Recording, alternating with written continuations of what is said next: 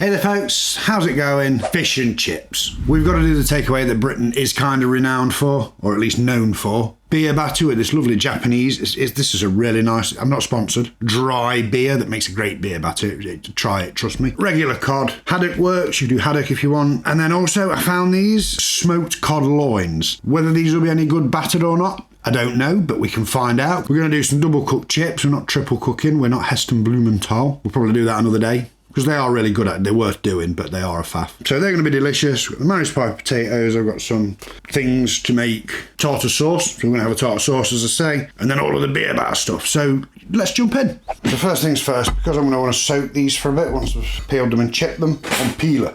I don't know where my novelty peeler's gone. I've lost it. I'm a bit like that, I'm afraid. Large pan of water, and I'm going to move the bin here. It's all about efficiency. You can up your efficiency in the kitchen. It makes your life so much easier, trust me. You could do these skin on if you wanted, as has been pointed out in previous comments. Most of the nutrition in a potato is in the skin. Skin on fries, skin on chips are a fine thing, but for sort of classic fish and chips, not really a fit, so I am going to peel them. Feel free to not if you prefer. There we go, there are our potatoes. So let's get these chopped up. I'll show you the sort of size I'm looking for the chips. So they're nice and thick. And here. So that's the sort of size that we want. Really thick cut. It'll be absolutely delicious.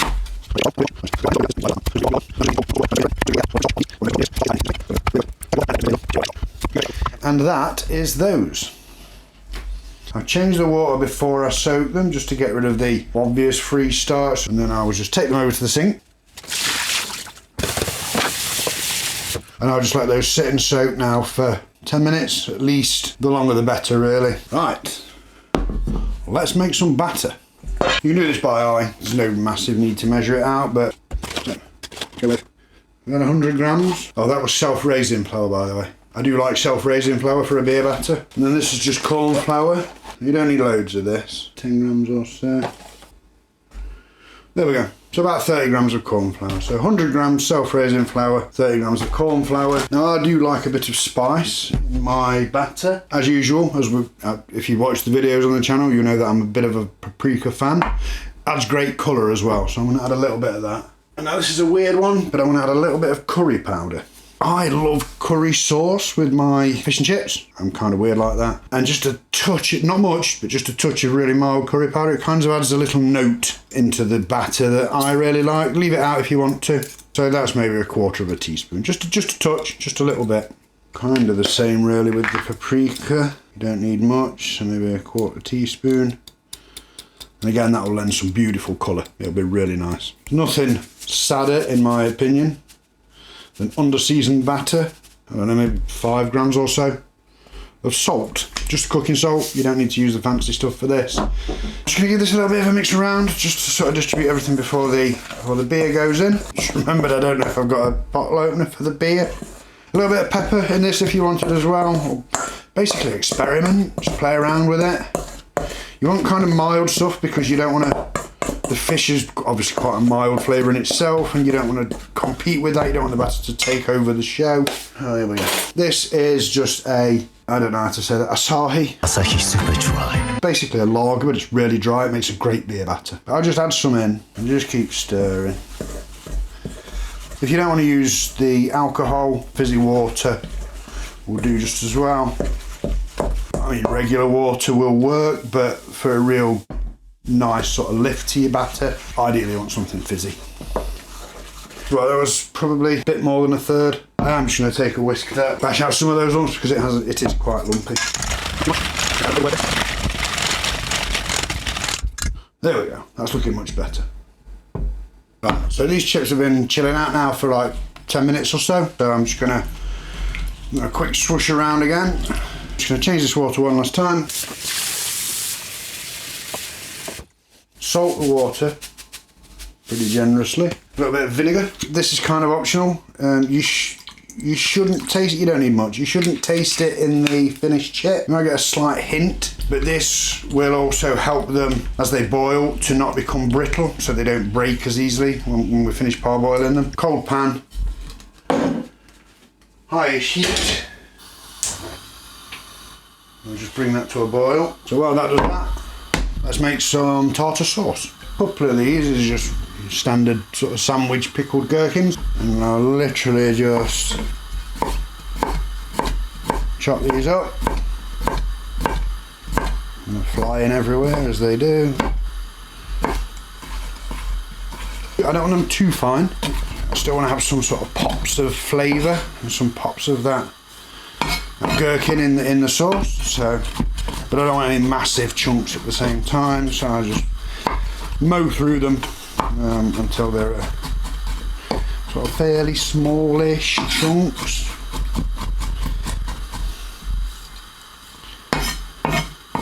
There we go. That's what I'm looking for in terms of size.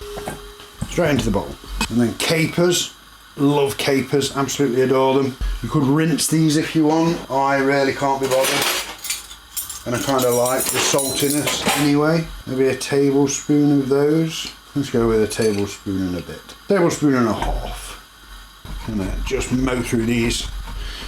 Kind of want to chop these up pretty well, so they sort of run through the whole sauce. Be amazing. Just little pops of the sea, basically. Fantastic. Again, into the bowl. Normally you would put mayonnaise, some lemon juice in this, but I have this Sicilian lemon mayo. I got this from M&S. Hashtag not an ad. So I'm going to put this in, I'm going to mix it, and then I'm going to see what it's like and maybe add some more lemon if I want to. Good solid squeeze of that. So I'll give this a mix and just see what the texture looks like, and we can adjust then. It's kind of err on the side of caution to begin with. Okay, I'm feeling a little more mayo in there, which is pretty much all there is.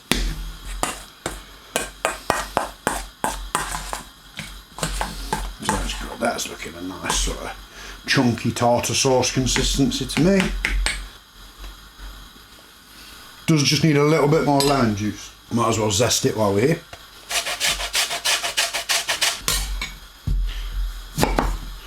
I'm just going to go with half of this, I think, and we'll just try it.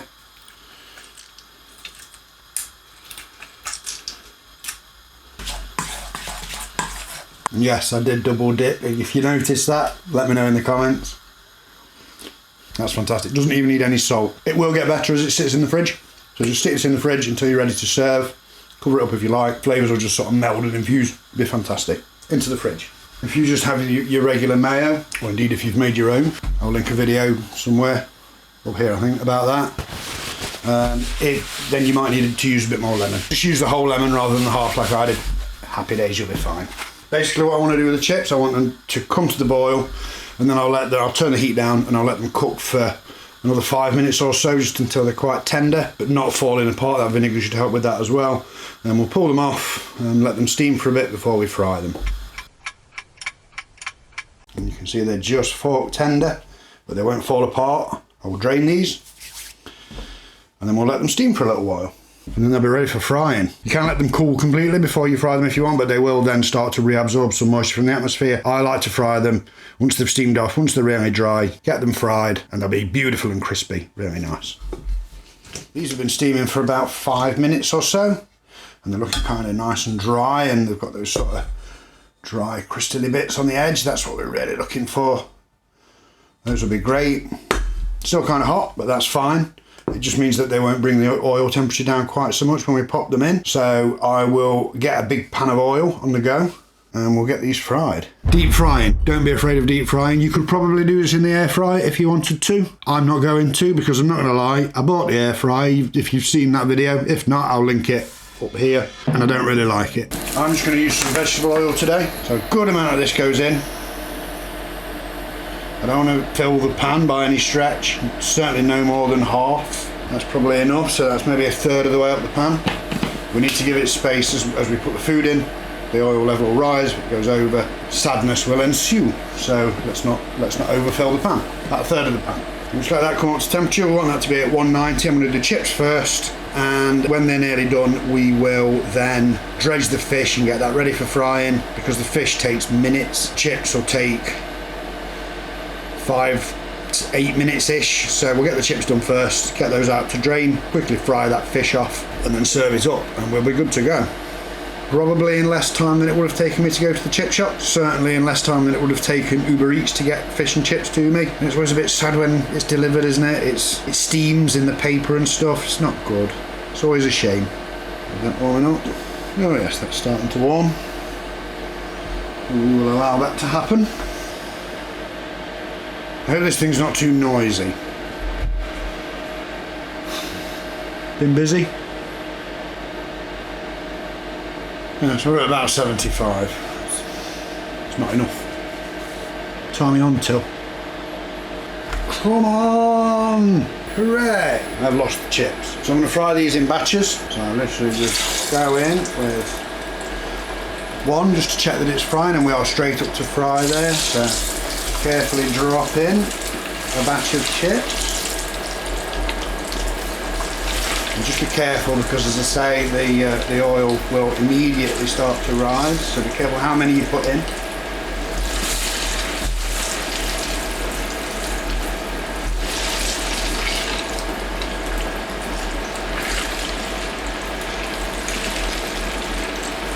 So that's about half of my chips. Plenty of room near the top of the pan, we're not near the top, perfectly safe. To be fair, with these induction hobs and no naked flame, much safer than over a gas flame anyway. If you are over a gas flame, just be careful, have a damp tea towel ready to throw over the pan if you need it.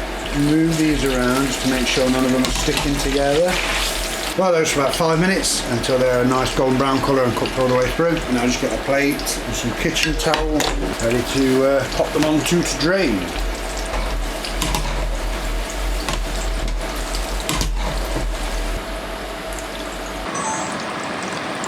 So, bad news, the main camera's overheated, so we're kind of stuck with this one at the moment. But anyway, we will soldier on. So these are looking great, these are looking done. And I will just pull them out. And you can see that, I'm not sure. It's kind of hard to know what you can and can't see. But I'll just pull these out onto a plate lined with some kitchen paper. One thing I really do like to do at this point, just salt these immediately. And get a good pinch of salt and just give them a good, a little bit more than that I think. Good seasoning with some salt, just toss that around. And that hot oil will really let that salt stick to these, it'll be amazing. They're a little bit hot to try just yet, so I'm not going to do that. Put these to one side and we'll get that fish sorted. Try and get the other camera back on first though, because this is obviously not ideal. Basically got my face in a pan of boiling oil. Got the camera working again. Just got some flour. If you'd not seasoned the batter, you could season the flour, but we've seasoned the batter, so we're not seasoning the flour. Try saying that 10 times fast. All I'm going to do, this oil is nice and hot. Back to about 180 after those chips are finished. Grab the fish. There's no need to dry it off, that'll help the flour stick. And just give it a good coat in both sides with that flour. Shake off the excess. Straight into that batter. Both sides. Again. Just let any excess just drain off, and then carefully straight in. And we'll rinse and repeat that with one of these smoked cod loins.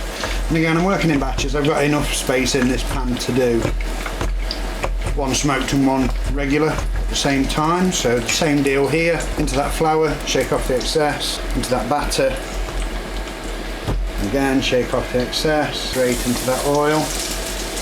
Those a little nudge around, and those will just take a few minutes. It won't take long at all. It's literally just until they're sort of golden brown.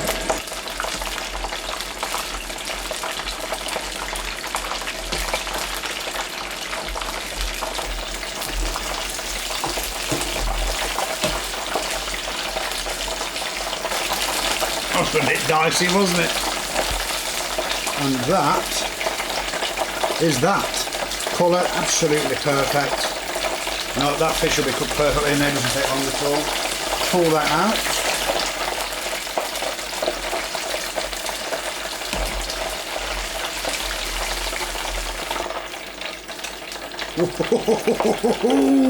Nearly.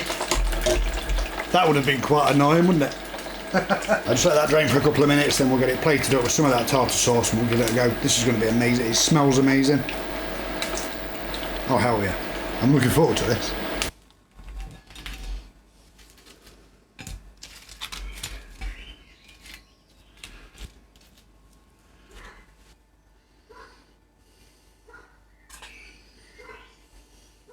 Mushy peas would have been kind of a traditional accompaniment, but we've got the fish, we've got the chips, we've got the tartar sauce.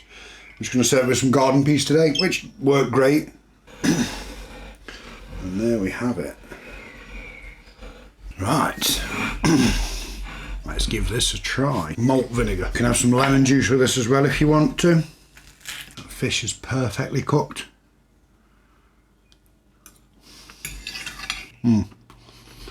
It's not dry at all, which is a common problem with cod.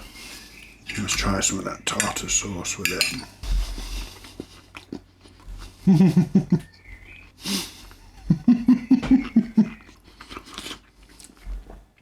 Oh wow. Oh hell yeah. That is good, if I say so myself. Chips are perfect. Again, not to blow my own trumpet, but they're fantastic. The batter is lovely and crisp. Just a little bit of vinegar on those chips and a touch on the fish, just for the authentic experience. That is a win by any stretch, I think. I nearly forgot. We've got that smoked one that I tried. Smoked cod loin, battered and fried. Let's see what it's like. Let's see whether it's going to make the video or not. Okay, again, perfectly cooked. Does smell smoky. Quite interesting. Wow, I may have just found my new favourite thing. That's delicious. Smoky, with the sweetness from the batter. That is amazing. It's very different, obviously, but it's really, really good. Strongly recommend you give that a go. So yes, it did make the video. It's going to stay in. Totally aware that this is now at risk of turning into a video of just me eating fish and chips. If you want to see more British takeaways, check out this playlist next.